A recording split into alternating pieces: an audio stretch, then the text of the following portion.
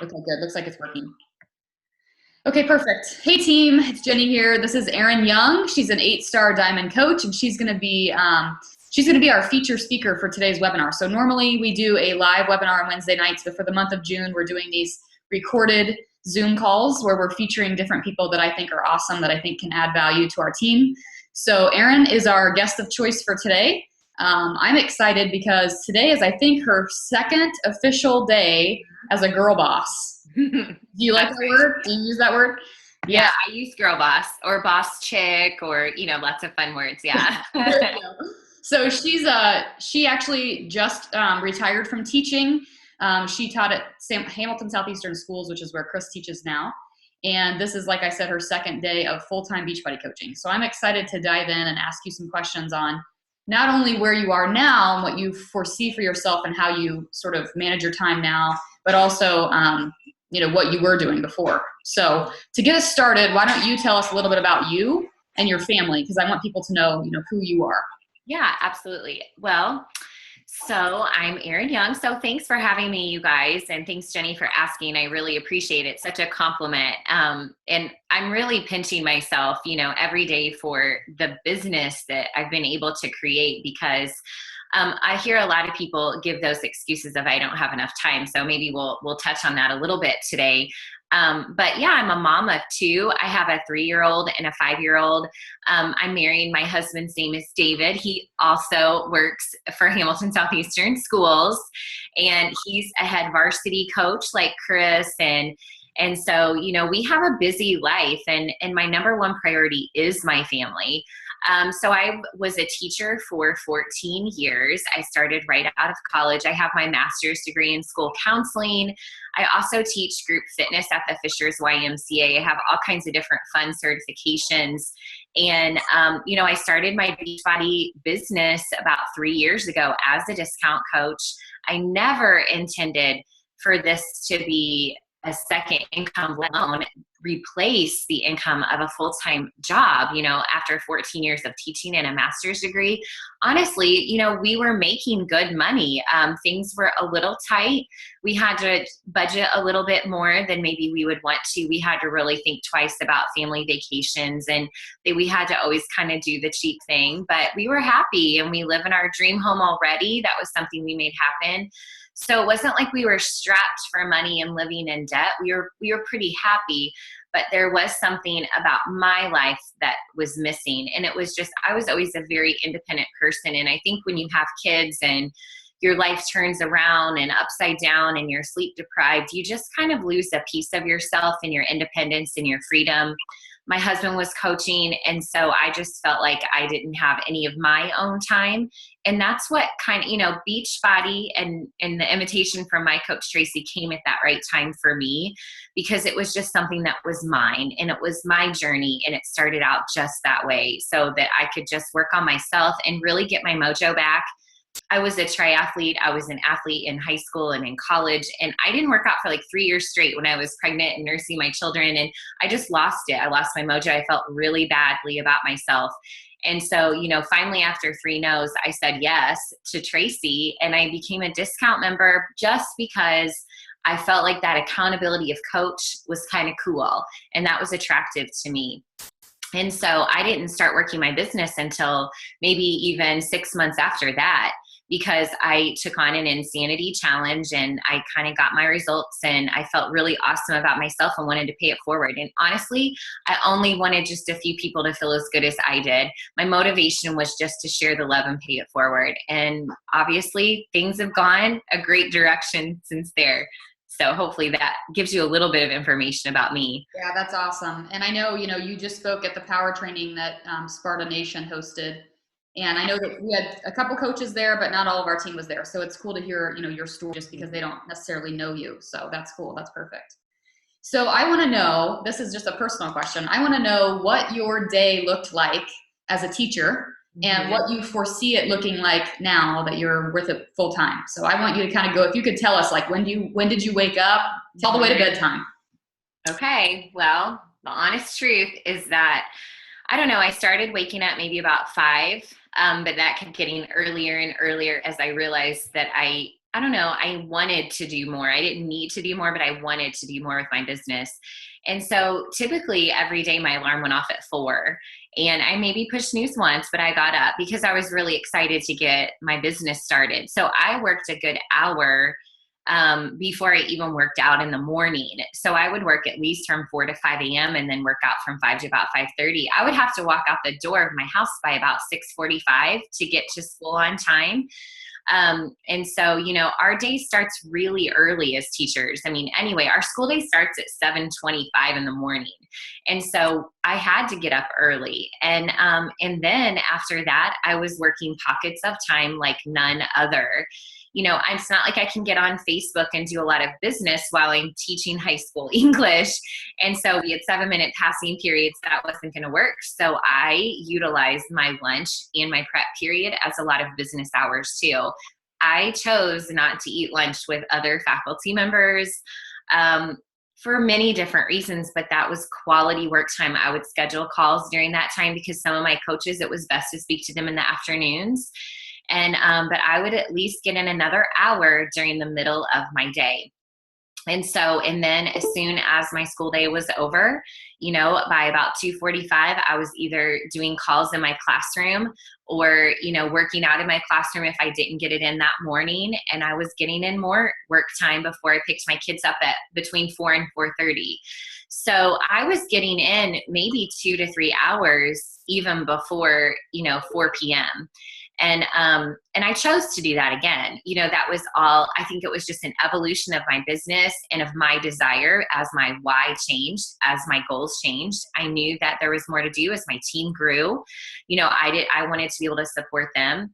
But I was completely unplugged from the time I picked up my kids until about 8 o'clock at night. That was off limits time for my business because I did not want my children to think, or my husband to think, that my phone or my computer or that other people were more important than them. And I think that is huge. Like, I have coaches that I'm like, why are you responding to me right now? Why are you guys messaging me? It's dinner time. What are you doing? Like, you guys, you cannot stay plugged in all day for a few reasons. Number one, your priorities. You have to give yourself a break, and you have to make sure that you're protecting your priorities. But also, I don't think that you should make yourself available 100% of the time. This is a business and it has hours, and you don't see a business owner opening their business up at midnight because you need something. If the dry cleaners is closed, it's closed. You can't go get your clothes, and so you have to do that. And so I honestly, oh, sorry, my dings are going off here. So I think that you have to protect your time.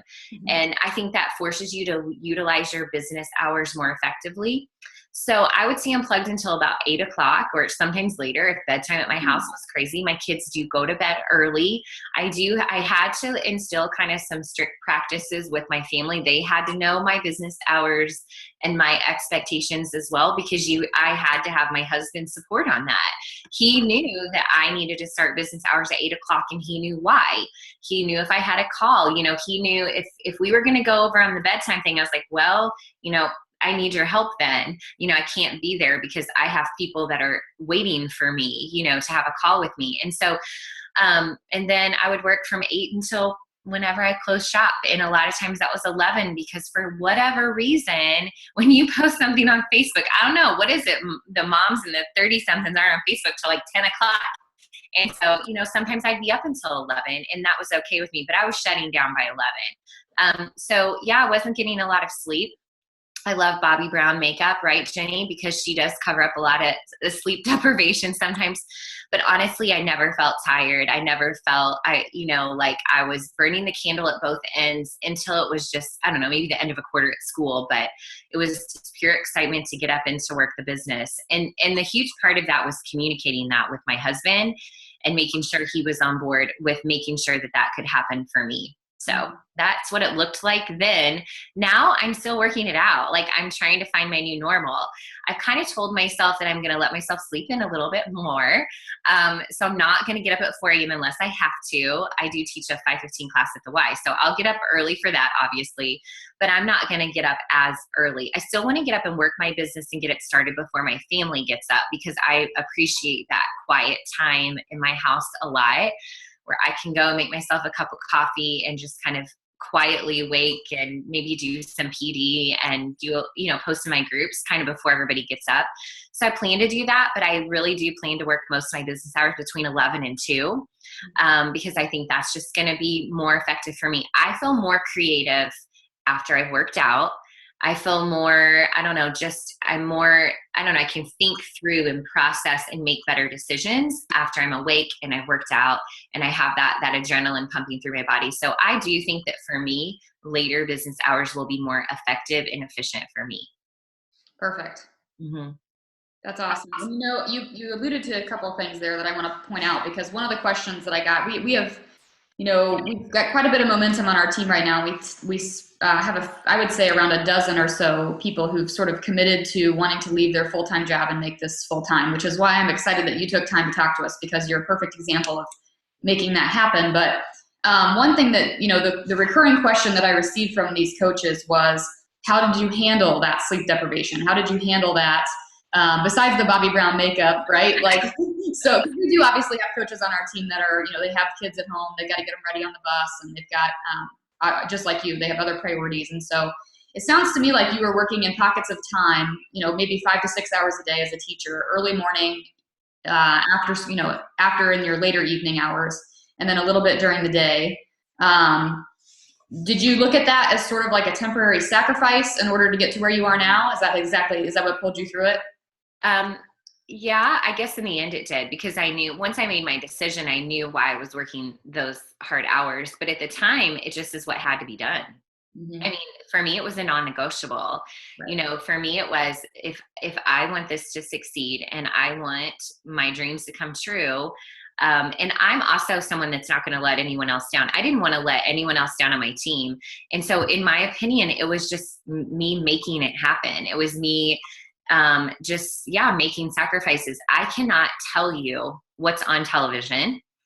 I cannot tell you what the newest bestsellers are that are out right now. I used to devour books, and now, books for fun. I have never read 50 Shades of Grey because I don't have time to. And I don't want to. But, I'm going to read PD, or I'm going to listen to podcasts. I'm going to do something that's going to build me. I'm going to use my time more effectively and efficiently. And so you have to make sacrifices of the old you in order to develop the new you in your business, because you are a CEO and you have to treat yourself that way and look at yourself that way. And so you have to say, what would a CEO do? Are they going to go in and watch Keeping Up with the Kardashians? No. No, they're not going to do that. And so that is just a complete waste of time. If I'm going to take some downtime and I'm going to relax, I'm going to go shopping. I'm going to go to Lulu. I'm going to get myself something. I'm going to go get a pedicure, a manicure. I'm not going to sit in front of the television.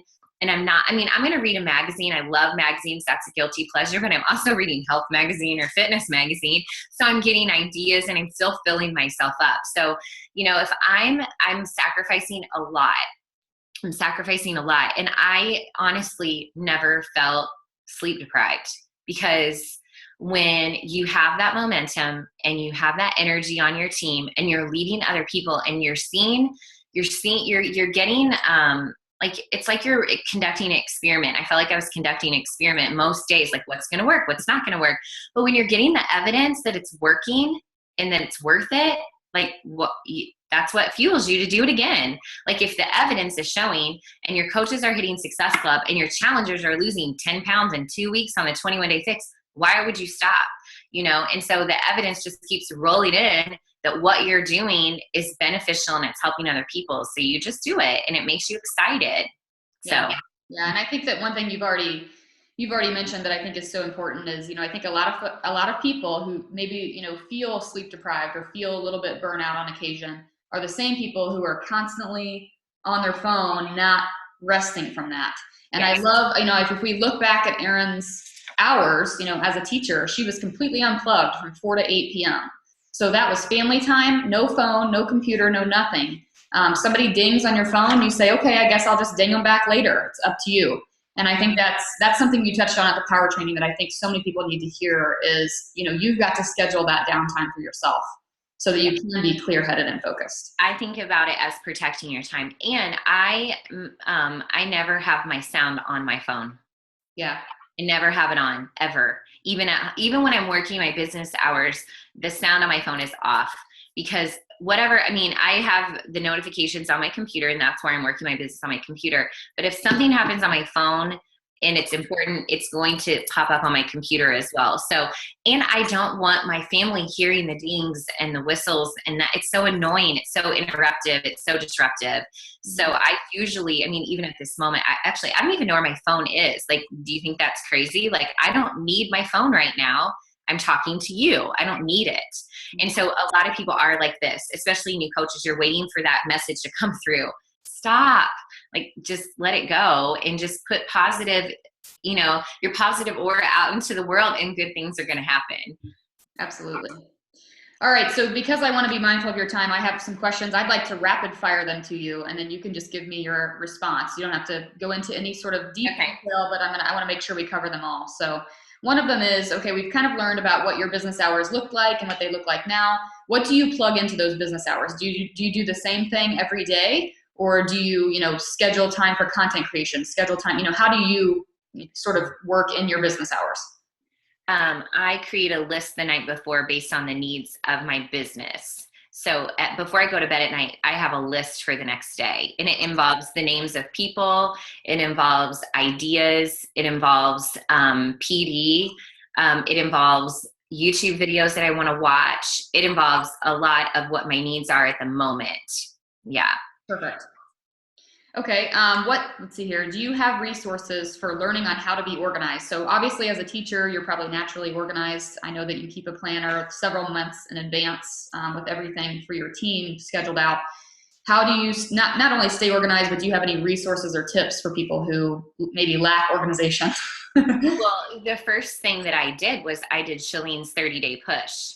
And that's what helped me so much. And so I think any coach who's not gone through Shalene's 30-day push, which is free, they should do that, because that is going to be step one. But then I use the Whitney English Day Designer. And that is an entrepreneur's planner. So it's the Day Designer. That is something that if you just go to her blog and you subscribe to her newsletter, you'll know when she's releasing a new Day Designer. But I love that because it allows you to schedule your time hourly. It allows you to create a to-do list. It has places for you to write down your what you want to download or work on, like your PD. It also, my favorite part is it has a little box for gratitude. So every day you're thinking, who can I show gratitude towards today? And that, I think, keeps you moving in the right direction too. That's awesome. I've never heard of that. I love it. Love. Very cool. Okay, so let's see. What else did I want to ask you? Okay, so you talked a little bit about, gaining or gathering buy-in from your family. So you've got little ones. Obviously, your husband helps you out with things as well, so you can work your business. So how did you go about creating that buy-in? Obviously you probably had to have a conversation with them. How did you do that with your kids, and how did you do that with your spouse? Well, with my husband, there are lots of tears and fights, and that's the brutal, honest truth. Because I think especially as a woman, when they are doing something to earn more money for the family or to improve your family's life, they then feel inadequate and they feel like they're not doing enough. Okay, so that you have to realize that your husband may feel that you're replacing him with your business, number one, and number two, that he's not doing enough to provide for you and to make you happy. And so you have to keep that in mind. And you also have to keep in mind that you've changed your family's dreams and goals, and you can't do that without them. You can't just say, I'm going to do this, and it's not just about you. If you're married or you have a family and you have children, it is about them as well. So communication is huge. So I think that you just have to say, I love this, and this is why it makes me happy. And here's how I see you being a part of this. And here's how I need your help. You can't just do this alone, and you can't just close yourself off in your bedroom or your office and not share with them what you're doing, because they feel like you're hiding something from them. Because I know a lot of us don't share our goals and our dreams with people out loud because we're scared of failing. but you need their support more than anything. And so you just have to be brave. And that's how we gain confidence in our own goals, is we just act on them, and we share things out loud, and we put ourselves in uncomfortable situations, and we see that it wasn't so bad, and we gain confidence. And so you have to do the same thing with your spouse and with your children. Now, my children, my daughter says that she wants to be a Beachbody coach because she wants to help make people smile. She's 3 years old. And so that's what she sees. And that's what, she'll say, oh, are you talking to Beachbody coaches? She knows that I'm a coach. I don't know why our children don't know we're coaches. I do not know why. But you need to tell them you're a coach, and you tell them why and why you're working hard. My children know that I was working so hard so that I could stay home and play more, and I could put Tyler on the bus for school and make him breakfast. Like, they knew my goals. Erica on my team, her children knew, her son knew, mommy wants to be 5-star. Mommy, are you 5-star yet? Like, why not? Why not share your goals with them? We will have family rewards too. If mommy meets this goal, we're going to go to the Brook School Park and play, so set a goal and involve your family in that goal too, because if you're on the phone or you have to be on a conference call and they see you working and it kind of makes you feel bad, then say, guys, mommy's working towards a big goal. And when I reach this goal, we're going to get to go here, do this, or, whatever it is. And so I think it's so important to involve them. That wasn't rapid, but that's my answer. I love that. I love the honesty there. Yeah. Okay, so this is a good question. We do have some school teachers on our team, and they have this specific question for you as a school teacher, and that is, how did you manage work, such as grading papers and that sort of thing, lesson planning, etc., that you brought home with you from school, and also commit time to Beachbody in the evening? I hardly ever brought anything home. So I am like a master get it done while I'm there person. I mean, I utilize every free time, every moment that I could have while at school. Now, I did teach the same content area classes, for years. And so I'm not one of the teachers that I just do the exact same thing every year, but I'm so efficient. Like, I just sit down and get it done. I didn't have small talk with people. I didn't talk in the hallway to teachers. I guess you would say I closed myself in my room and I got it done and I left. But that's because I had other goals. I mean, I was a highly effective teacher 2 years in a row. I did an awesome job with my students. I did an awesome job with my workload. I would still go to faculty meetings. I still did everything I was supposed to do, and I still did it very well. But while I was there, I did not waste a moment. It didn't waste a moment. I found more effective ways to grade. I found more effective ways to do lesson plans. I used so much of my knowledge of YouTube and social media just to help my students, and did a lot of grading and activities online, and they created blogs and things that were easier for me to grade, honestly. And so, I utilized my new knowledge of technology and marketing and social media to actually help my classroom. And so by implementing my new knowledge and my new confidence in a new area of my life, it was so much better. I mean, when you're a happier person, when you're more motivated, and when you're doing PD, you share that and pay that forward with high school students, it goes a long way. But I hardly ever brought anything home. And I don't think anyone should say, oh, well, that's not my job. You cannot bring things home if you really don't want to. You don't have to bring anything home. Yeah, I know Chris, especially during track season, he really buckles down so that he doesn't have that work in the evening. So he's done a lot of, they'll do activities in the classroom using mobile apps. Of course, he's a high school teacher, but, he also does a lot of online exams and stuff like that so that it's automatically graded. So that's good. That's good to know. Okay, so I think that one thing that you and I have in common with our teams is that we both have amazing team culture. Yeah. And I wanted you to speak to that for a minute, because obviously our team knows it. We know the feel and the family feel of our team. But I want to hear about the team culture of your team and what that's done for your momentum. Because you've gone from, you're 8-star diamond, and you basically, it sounded like 2.5 years is about right? 2.5 years of working. So I want to hear about your team culture and how that maybe had shifted at some point and how that kind of added into your momentum. Well, I think the moment that you realize that you're a coach of coaches and not just challengers, that there's a transition to go through. And so, once you start recognizing and empowering coaches on your team, I think so much happens.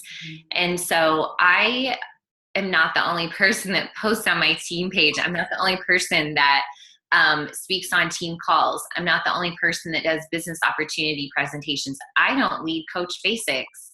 I, work with coaches in smaller settings, but I'm also constantly just involved in recognizing them. I'm behind the scenes giving love to my coaches. I'm chatting with coaches every day, and I'm making them feel very valued and a part of our team and that they matter. And so I think as a leader, you have to remember everyone on your team all the time. And so I'm always co-leading. I'm never doing anything alone. I'm inviting people to be a part of me and work with me all the time. We are having a personal development book club next month where that's all we just talk about, And so I think that our culture has come from a feeling of family because everyone feels a part of it.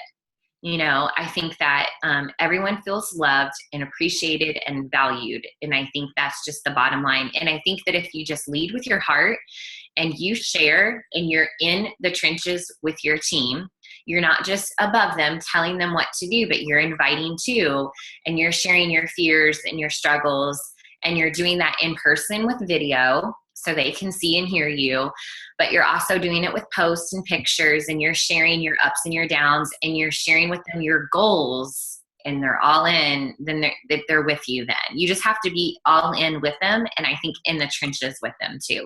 Absolutely. And I think you'd probably agree with me in saying that, I know that my team has become more comfortable inviting people to the coaching opportunity because of the culture that we have, total supportive feeling, and also who wouldn't want to be a part of something positive like that. So that's really cool. Okay, I've got 2 more questions for you. One of them is, in looking back on the last 2.5 years, if you could change anything about how you ran your business, or if you could change a mistake that you made, what would that be? I would have signed up my husband immediately as a coach. Okay, yeah. Tell us more. I was a skeptic of the business and did not know what I was doing with it. I didn't have that I'll be here from a year from now idea in my head. In fact, no one had really even asked me that. And so I didn't sign David up immediately. So in my genealogy, my cousin Megan is here and David is down here. And so, so I would say, because, so whoever's right there below me, they're even an inactive coach, whoever they are on, whatever. So he's all the way down here. So, and I have rock star coaches in between that are diamonds and multi-star diamonds. And so he's losing out on that. Our family is losing out on about maybe $300 to $400 in team cycle bonus, just from him being so far down in my downline. And so he was a skeptic. I was a skeptic. I didn't have confidence. I didn't know where this was going. No one explained it to me. I used the excuse of, I don't understand this business model or structure. I just don't get team cycle bonus as an excuse to not make a smart decision. Mm-hmm. So that is a number one thing that I share with people all the time. If you think you're going to be here a year from now, your coach, your husband or spouse or best friend or your mom should be a coach underneath of you right this moment. Just trust the process. If you are all in and you're telling me you want to be a diamond, then that spouse needs to be a coach now. Yes. Don't put it off, because that is money for your family that's not coming in. Mm-hmm. It's just making a smart decision, and it's maximizing on the earning potential the way the structure of the company is set up. Absolutely. I'm so glad you said that, because that is some very tactical advice right there. So we have a push to Emerald going on right now and a push to Diamond, and we're talking about the importance of signing your spouse or signing a family member. It worked out for me that I had a sorority sister from college sign up in the very beginning, and my mom and Chris were my first 3 coaches, and so both of them are at the top of my organization. So we benefit from that. So I'm glad you mentioned that. That's a really great point. Mm-hmm. Okay, one last question, and that is, given the momentum of our team, we have a lot of newer coaches right now as well that are going through this push to Emerald. They've gone through Coach Basics. What would your advice be for a new coach who's maybe, a little bit nervous or a little bit skeptical right now. I know both of us started as discount coaches. I hear that a lot. I started as a discount coach. I didn't know I'd be where I am. What would be your advice to someone who's feeling a little hesitant or who's feeling a little shy about getting engaged? What would you tell them? What are you scared of? My advice is just to get out of your own way and just let whatever's supposed to happen, and to be honest and to just put yourself out there. I always like to have my new coaches, I always like to have them launch their business by sharing their story and by sharing a picture of them and a before and after, or just something that shows their journey. And so you really do need to put yourself out there and be brave and be ready for people to support you and not to care about what others think. And because if people judge you or they turn your nose up at you, it's only because they are not ready themselves to go on a journey. That's the only reason why. Because in 3 years, they are going to call you when they're ready. And so you are motivating people by putting yourself out there. And you have to have confidence in yourself. And that confidence is only going to come by putting yourself in scary situations. Because when you put yourself in the scary situations, you will be rewarded. And you cannot be fearful of doing that. We're all scared. I still get a little tingle, or flip-flop in my stomach when I push send on an invite. I still do. And I just have to remind myself it's okay. So if you are going for no, you're going to hear yes. So just go for no, you're going to hear yes. And through that scary action, you will gain confidence, and you have to get out of your own way and let it happen. Yeah. Yeah.